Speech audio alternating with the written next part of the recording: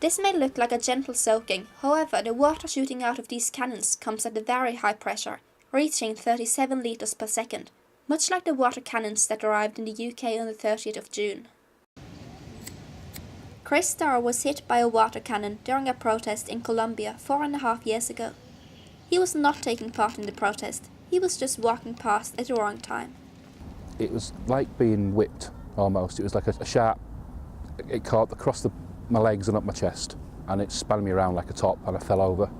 And that's about it. I wasn't expecting it. I didn't even know water cannon were going to be deployed. I was in the wrong place at the wrong time.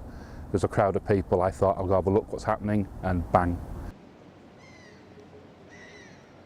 Boris Johnson has spent £218,000 on buying second-hand water cannons from Germany. Tony Arbour, a member of the Police and Crime Committee, the PCC, argues that the presence of the cannons will prevent costly property damage, making them worth the initial expense.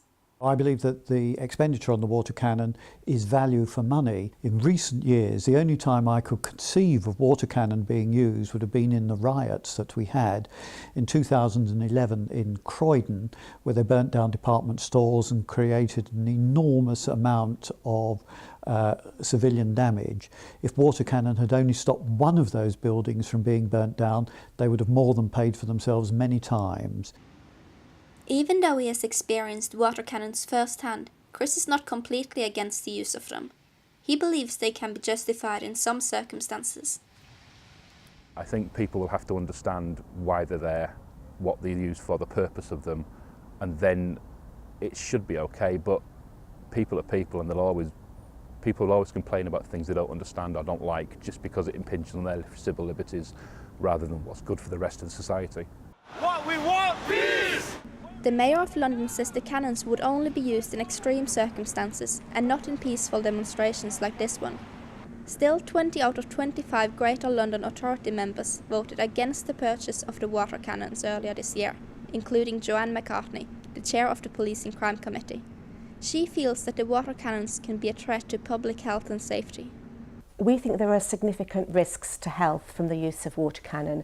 When the Mayor did his public consultation, we had a man from Germany who was a peaceful protester. Water cannon had blasted him in the eye and he'd lost the sight in both his eyes. So there are obviously real risks to water cannon.